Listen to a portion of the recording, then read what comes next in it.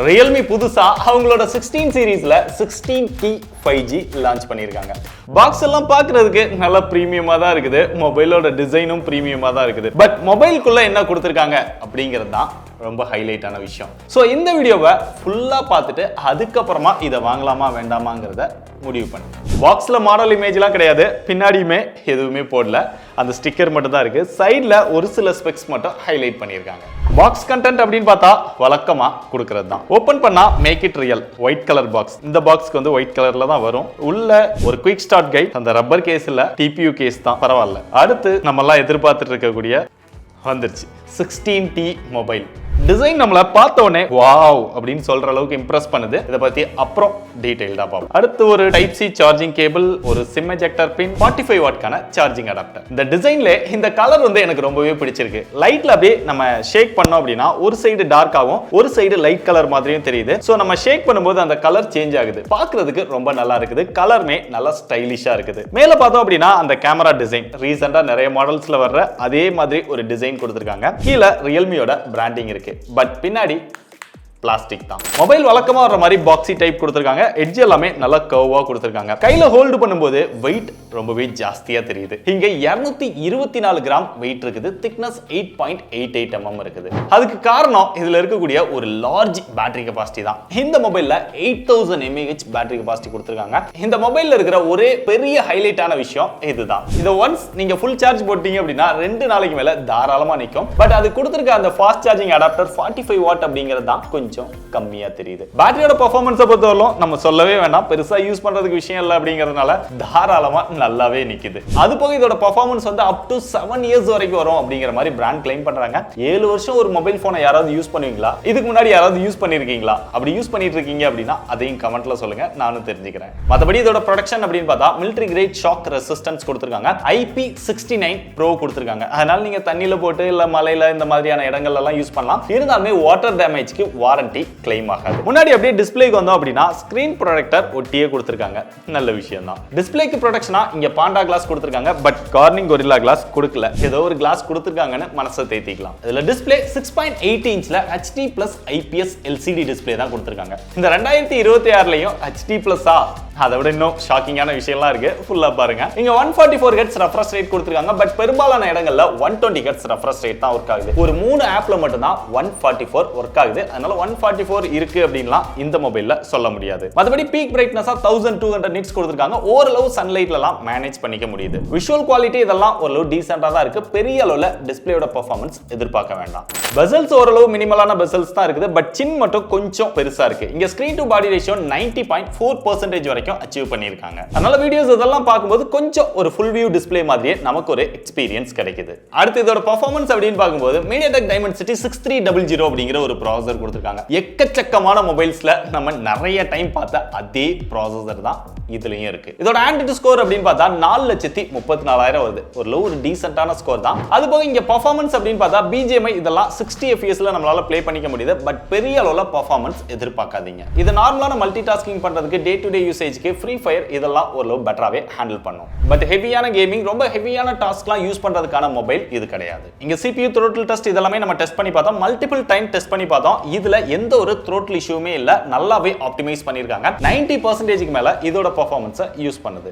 ஆனா இதுல ஹைலைட்டான விஷயம் என்னன்னா MediaTek Dimensity 6300 ப்ராசஸரை கொடுத்துட்டு 6 வருஷம் வரைக்கும் ஸ்மூத்தான ஒரு எக்ஸ்பீரியன்ஸ் கிடைக்கும் அப்படின்னு பிராண்ட் கிளைம் பண்றதுதான். அடுத்து இதோட கேமராஸை பொறுத்தவரை ரியல் 50 மெகாபிக்சல் பிரைமரி சென்சாரா கொடுத்திருக்காங்க. சோனி சென்சார் Sony IMX852 அப்படிங்கிற ஒரு சென்சார் கொடுத்திருக்காங்க. செகண்டரி சென்சாரா ஒரு 2 மெகாபிக்சல் கொடுத்திருக்காங்க. சும்மா ஃபார்மாலிட்டிக்கு தான். அதுக்கப்புறம் பார்க்கிறதுக்கு 3 கேமரா மாதிரி இருந்தாலுமே இங்க இருக்கிறது ஒரு டம்மியான சர்க்கிள் தான். கீழே பார்த்தோம் அப்படின்னா அந்த LED ஃபிளாஷ் அதுக்குள்ள ஒரு மிரர் மாதிரி கொடுத்திருக்காங்க. இதோட ஹைலைட்டான விஷயம் என்னன்னா நீங்க ரியர் கேமராவையுமே செல்ஃபி கேமரா மாதிரி யூஸ் பண்ணிக்க முடியும். இந்த மாதிரி நம்ம போட்டோஸ் எடுக்கும்போது அந்த மிரர்ல நம்மளோட ஃபேஸை சென்டரா வச்சுட்டு அப்படியே போட்டோ எடுத்தோம் அப்படின்னா கேமரால பெர்ஃபெக்ட்டா விழுந்துருது. சோ ரியர் கேமராவை நீங்க செல்ஃபி கேமரா மாதிரி யூஸ் பண்றதுக்காக கேமராக்காக இந்த ஒரு மிரர் கொடுத்தது நல்ல விஷயம் தான். ஆனா இதுல ஒரு ஆள் நின்னு எடுக்கும்போது தான் பெட்டரா இருக்குது. நீங்க 2-3 பேர் நின்னு எடுக்கிறீங்க அப்படின்னா அந்த மிரர்ல பார்த்து அந்த அளவுக்கு எடுக்கிற அளவுக்குலாம் அது யூஸ் ஆகல. ரியர் கேமராவோட பெர்ஃபார்மன்ஸ் அப்படின்னு பார்த்தா அவுட்டோர்ல நல்ல லைட்டிங் கண்டிஷன்ஸ்ல எடுக்கும்போது அந்த கலர்ஸ் இதெல்லாமே பெட்டரா எடுத்து தருது. பட் பிக்சர் குவாலிட்டி அப்படின்னு பார்த்தா பெரிய அளவுல டீடைல் இதெல்லாமே இல்ல. இன்னும் போர்ட்ரைட் ஷாட்ல எடுத்தோம் அப்படின்னா அந்த எட்ஜ் டிடெக்ஷன் இதெல்லாமே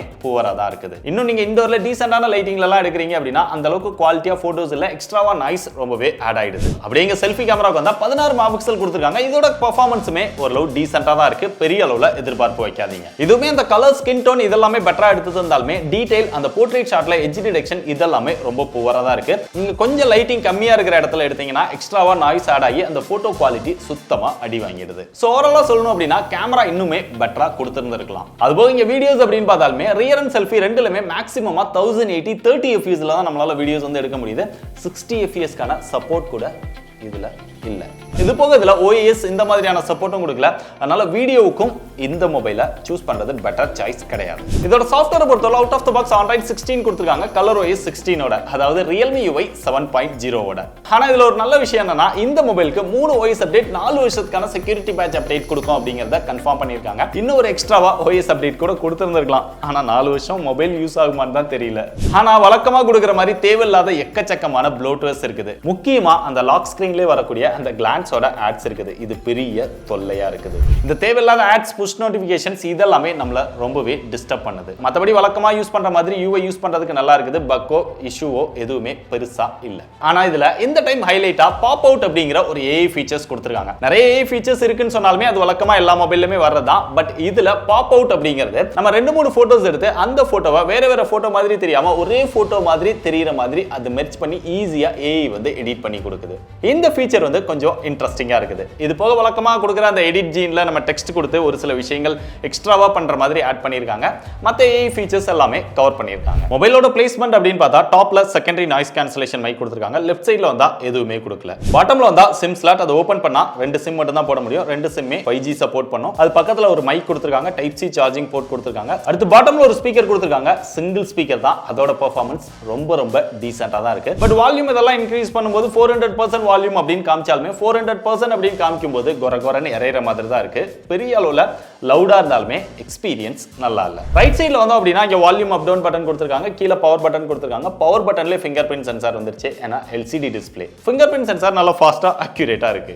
கடைசியா இதோட பிரைஸ். இங்க தான் நீங்க பெரிய அளவுல ஷாக் ஆவீங்க. இந்த வீடியோ நான் எம்பார்கோல ஷூட் பண்ணிட்டு இருக்கறனால இதோட எக்ஸாக்ட்டான பிரைஸ் தெரியாது. பட் எக்ஸ்பெக்டட் பிரைஸ் தான் நான் சொல்ல போறேன். இங்க பேஸ் வேரியண்டா 6+128 வரும், ஹையர் வேரியண்டா 8+256 வரும். ஆல்ரெடி இதோட பாக்ஸ் பிரைஸ்லாம் ட்விட்டர்ல லீக் ஆயிருந்தது. 55,000 ரூபாய் MRP பண்ணிருந்தாங்க. பட் பிரைஸ் அப்படின்னு பார்த்தா 6+128 இன்க்ளூடிங் ஆஃபர் இல்ல ஆஃபர் இல்லாம 30,000 ரூபாய் பிரைஸ் செக்மென்ட்க்கு லான்ச் ஆகிறதுக்கு அதிக சான்சஸ் இருக்கு. என்னடா 30,000-மா அப்படின்னு ஷாக் ஆயிடாதீங்க. 30,000 ரூபாய்க்கு என்ன கிடைக்குது தெரியுமா?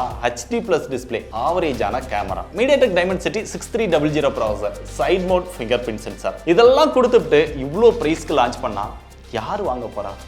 அதான் தெரியல.